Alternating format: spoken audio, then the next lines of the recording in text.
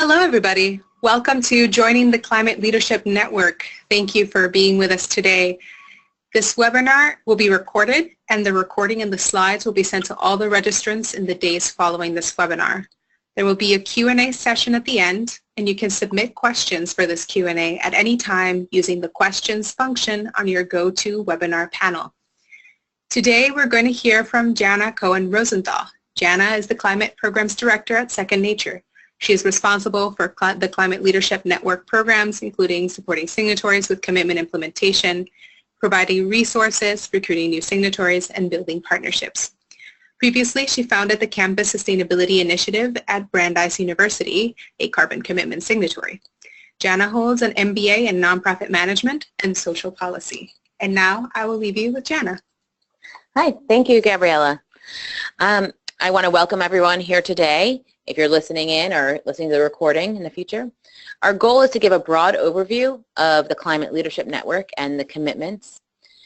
We have many resources on our website, and we're always available to follow up with more specific questions. But for now, we're going to go into our presentation. So why would institutions of higher education want to work and address carbon neutrality and resilience? We have a great quote from Dr. Elizabeth Quiche. She's the president of Agnes Scott College. She says that higher education will be a true thought leader in shifting the public conversation and public behavior and getting us to the point where we recognize we are all in this together and they are not powerless in the face of climate change. And so this message rings very true for those of us, I think, who work in higher education. You know, we all realize the important role that higher education has to play. Goes without saying that we educate every single graduate that is working in this country that will be taking on positions of leadership in business and in government and in other institutions. And by exerting strong commitments and strong leadership and providing living laboratories of change at our higher education institutions, we help influence many generations and widen our impact. So obviously carbon neutrality and resilience are ways that we directly try and address climate change. And we here have a quote from Wendell Braze, who is the Administrative Vice Chancellor at University of California, Irvine. He says, "Decarbonizing our energy is costlier than people realize. It's a big-scale problem, and most people don't really understand the full scale. Now, the scale of not doing that is even more massive. Not to do that has enormous consequences that actually have real costs associated with it." And I think, you know, what Wendell is saying here is we have a moral and also a business imperative to act in the face of climate change. And maybe not so much as viewing our actions as costly in terms of finance, because we can view most of our carbon efforts as an investment and not a cost. But it's costly also in terms that it's a big change. It's not simple. We really have a big impact that we need to address and a lot of work to do it. But also, kind of an interesting point is when we're thinking about resilience and adaptation, we have to view this as a risk mitigation strategy. You know, by not acting, we're actually going to be incurring some future costs. So we have a big task ahead of us, but higher educations are so uniquely positioned to contribute and to also gain in this space. We can contribute through our academic and financial resources, and then we can gain in cost savings and risk mitigation. So a little bit about Second Nature. Second Nature is the nonprofit that manages the Climate Leadership Network, and our mission is to proactively build a positive and global, sustainable and positive global future through bold commitments, scaling successful actions, and accelerating innovative solutions among leadership networks in higher education. Second Nature has been around for about 20 years, performing many different functions and programs, but the leading program is the Climate Leadership Network. So the Climate Leadership Network is comprised of over 650 institutions in all 50 states and in DC and Puerto Rico. We have signatories actually internationally, even though the program is not designed for them. And a school, in order to be part of the Climate Leadership Network, has to have their president or chancellor sign one of the 3 commitments that are available. So there are 3 different commitment options. And so many will be familiar. In 2007, the American College and University President's Climate Commitment was launched. And it was one commitment focused on carbon neutrality, and there was goals for reducing your carbon impacts, but also impacting your education offerings and providing policy support beyond campus. So now, about 10 years later or so, this fall, we relaunched the commitments. Because of the threat of climate change, we thought it was very important to have schools opt in and choose to not just change and update the ACPCC to add resilience, but to opt in and really strongly commit to working on resilience. So schools who were in the ACPCC are now carbon commitment signatories. Schools who want to maybe just focus for now on resilience would be in the resilience commitment. And schools that want to integrate their carbon neutrality efforts with resilience efforts would sign the climate commitment.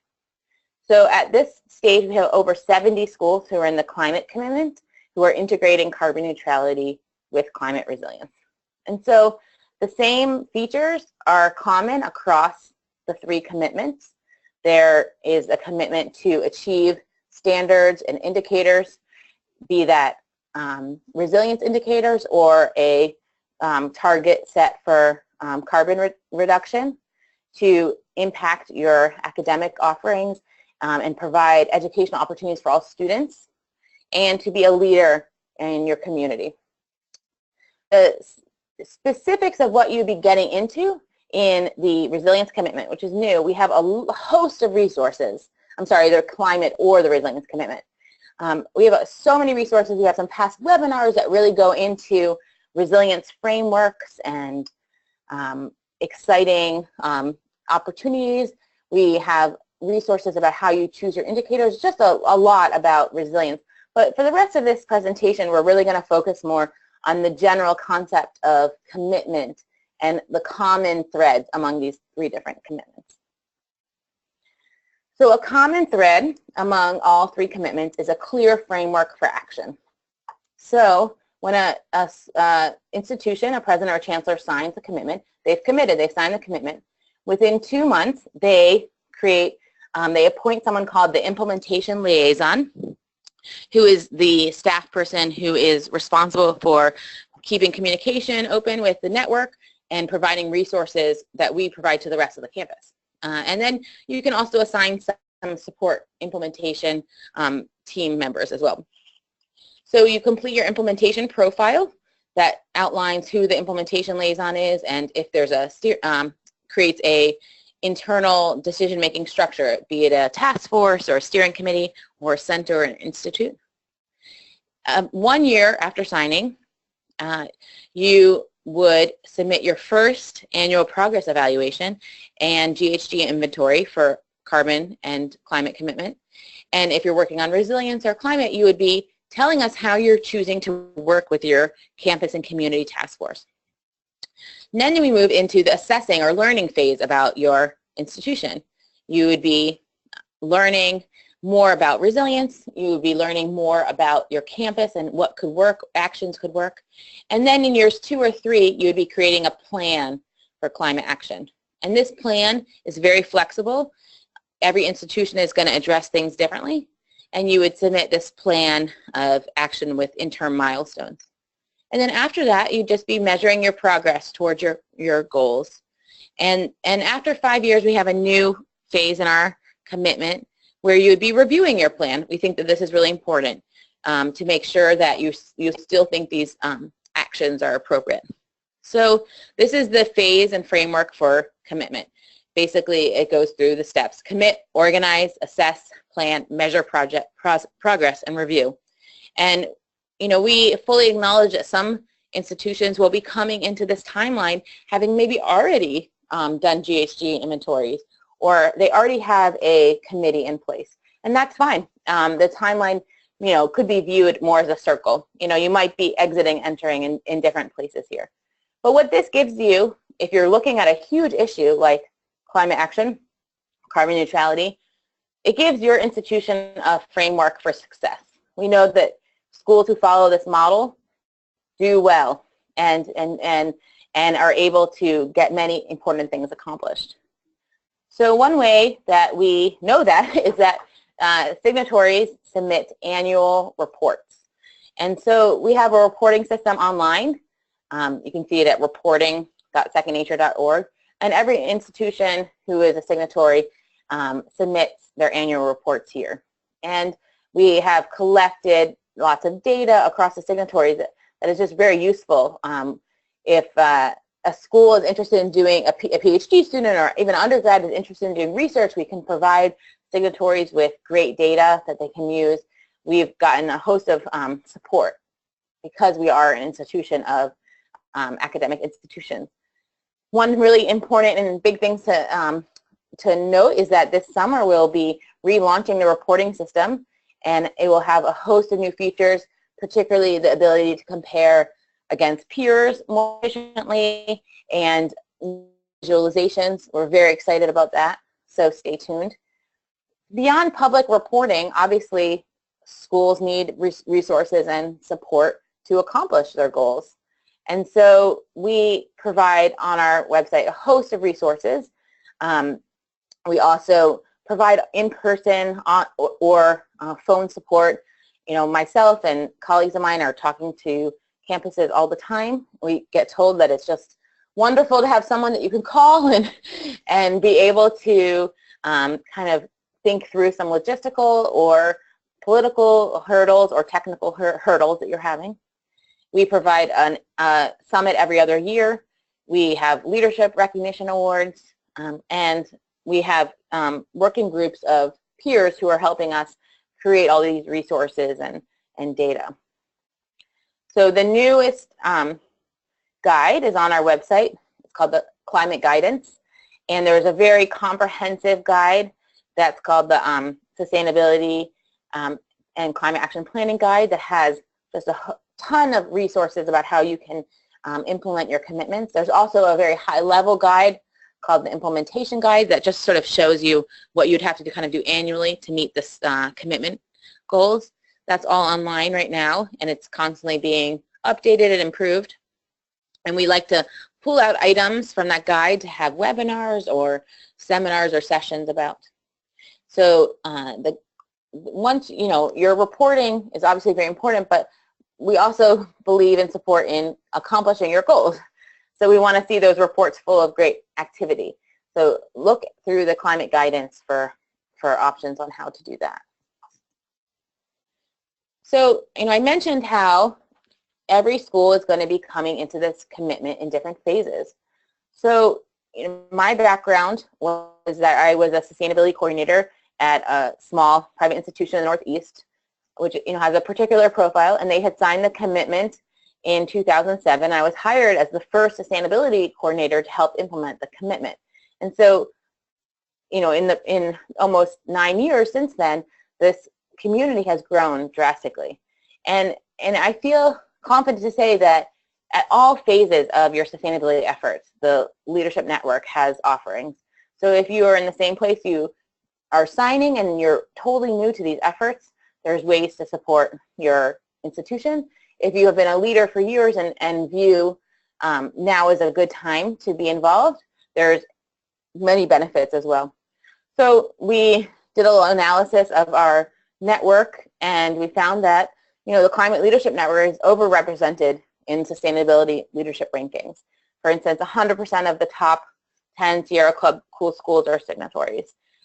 We worked in partnership with the White House this fall to get schools to pledge their support of the COP negotiations. And nearly 80% of these pledges were from Climate Leadership Network institutions. And we were able to invite, because of our relationship, presidents of signatory schools and representatives to the White House. And it just was a wonderful representation of the power of the network. So why does making a commitment drive more action? We were excited to see some results from an independent study from Sightlines in partnership with the University of New Hampshire, which is a signatory, that carbon commitment signatories have had 47% lower carbon emissions from purchased energy than non-signatories. So that's a significant difference, and we would, and this report says that when you have a high-level commitment from the top, it definitely helps inspire action all across the institution. We see that in many, many different venues, but making a commitment from the President or Chancellor that reducing our energy use, becoming carbon neutral, we see big impacts across campus. So, if you're starting in your implementation, we have seen those similar impacts. So this is a perspective from Amanda King, who is the Director of Sustainability and the Special Advisor to the President at Bentley University. And she recently said, Second Nature and the carbon commitment have provided the backbone for all the sustainability work that we have done at Bentley University. When our President signed a carbon commitment, it paved the way for the development of my job and the Office of Sustainability. So, you can go online and learn more about the impacts and the effort that Bentley has undertaken. In talking with other institutions recently, I've heard especially from systems or signatories that are part of a system, that they really enjoy being part of the network because across their system, they have a common language for talking about their goals, and they're able to communicate more effectively because they're all reaching towards similar goals, and they have the same language to talk about how they're reporting. So I thought that was very different from Bentley, which is a small school, to a giant system, which we have many in our network. Really they see the value. And as we mentioned, kind of that timeline of participation from maybe starting out with a new program, or if you're already mature, like a system might be, if you're bringing on new campuses, it can really help create that network.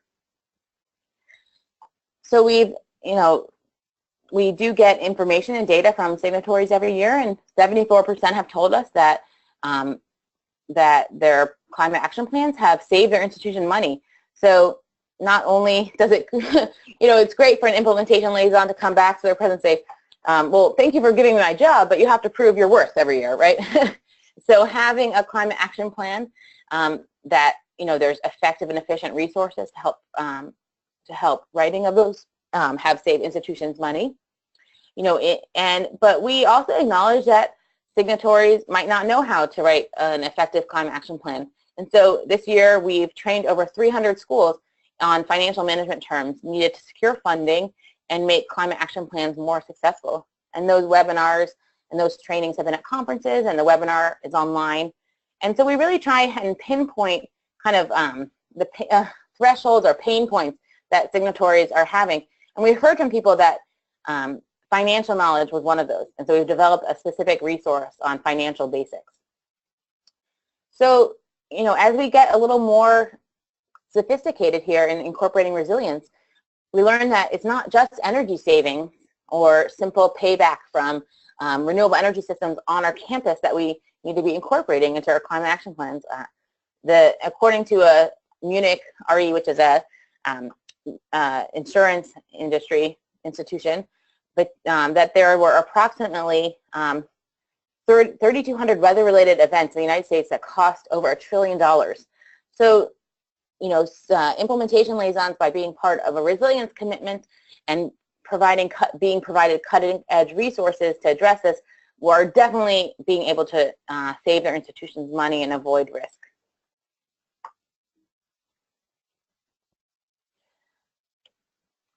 So, as we see innovation across the network, we want to support that and promote it. In 2017, in February, we'll be having a Presidential Climate Leadership Summit in Tempe, Arizona. And what's so unique about the network is that we are bringing together presidents. There will be probably over 100 to 200 presidents at this summit, but their implementation liaisons and their teams are invited to attend as well. So it gives an opportunity where you could be sitting down in a session with your president as an implementation liaison and talking about how you're going to meet your goals on campus through facilitated workshops. And this is just a unique offering as being part of a presidential commitment. The last summit was held in Boston, and we heard it was the first time that teams, not just presidents, were involved. And we heard great feedback that it was really a unique and special thing from both presidents and their implementation liaisons. So, and also the first time this year we'll be calling for proposals. So schools who are innovative and really want to present what they're doing have a great opportunity to showcase their efforts. So lastly, we've gone a very broad overview about some of the benefits of joining a leadership network. And we know that there are many factors and considerations that an institution would have to take into doing this. But if an institution is ready to join, it's very simple. You basically just download the document and it's signed and emailed over to us at Second Nature. After we welcome the president into the network, we ask them to assign an implementation liaison, and we help with publicity efforts as you see fit across the network. And many schools like to have a signing event where the president signs. That could be actually after the fact, during a better time for students to attend, etc. But if a school is ready, simply download the proper document and send it to us, and we will welcome you to the network. So now and here's my information. Just email commitments@secondnature.org if you want to have any follow-up or have any assistance in helping make these decisions.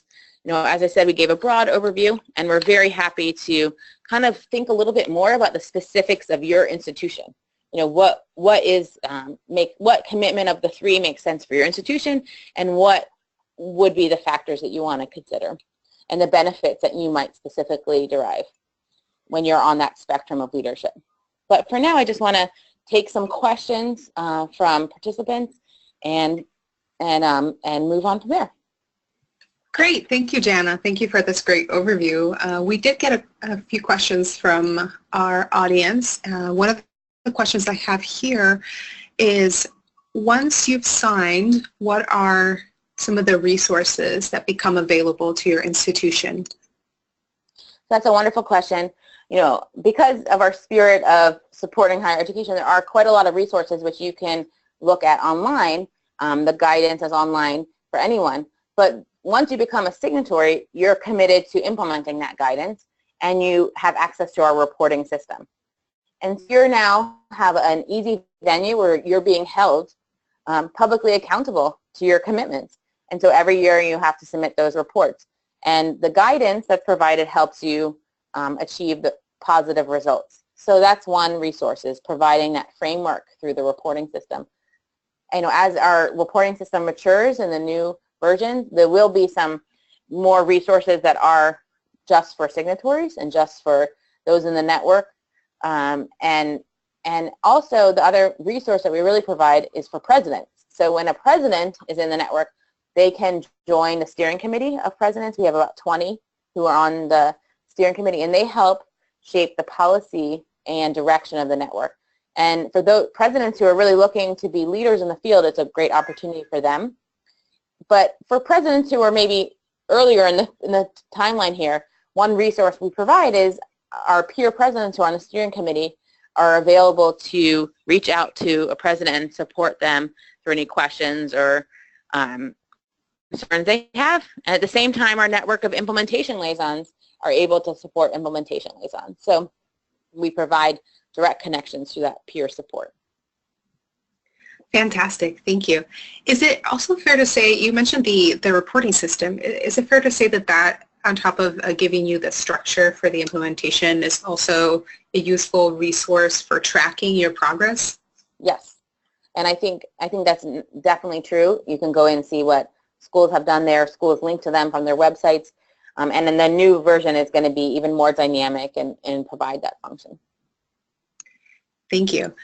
Another question we had here are, what are some of the common challenges that schools face when they're implementing these commitments? That's a great question. Obviously, I'm giving a good story about why it's so wonderful to be a part of commitment.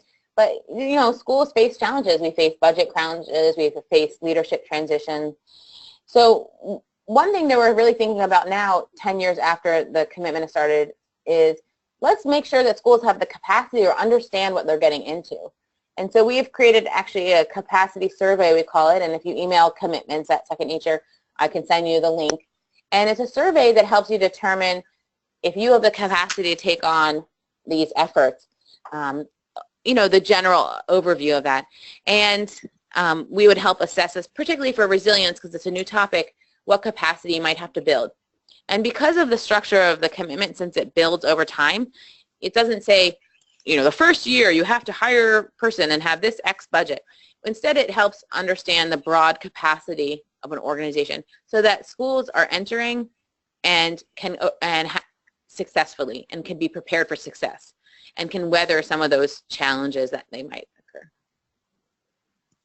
Great. Another question I had here was if you want to be a part of the climate commitment, do you have to go and sign the carbon commitment and then the resilience commitment separately, or how does that work? That's a great question.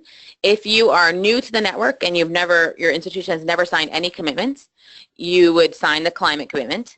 If you had been a carbon commitment or a former ACPCC signatory and you want to add resilience into your work, you would need to sign the climate commitment. So the climate commitment is the integrated version. You don't need to sign two documents. You know, that had maybe initially been an idea in this, but we felt like it wasn't showcasing that integration of carbon and resilience is very important, and by integrating them you can get some really great impact. So you would just sign the climate commitment. Great, thank you for that clarification. And I do want to just kind of remind everybody that this webinar is going to be recorded and that you will get all these slides so that you can follow the links to the resources, and you will get these things in the next few days in your inbox if you registered and if you participated. And I want to thank everybody for joining us today. I don't know if there's any last things that you want to let our audience know, Jana, before we wrap up. Well, I just want to thank people for participating or for listening in, and say really that we're here at any time to talk through your specific situation at your campus, provide either sustainability staff, facility staff, or the presidential level support from peers and from Second Nature. And I hope to hear from many people soon about being part of the Climate Leadership Network. Thank you, Jana. Thank you to all our participants. Have a great day.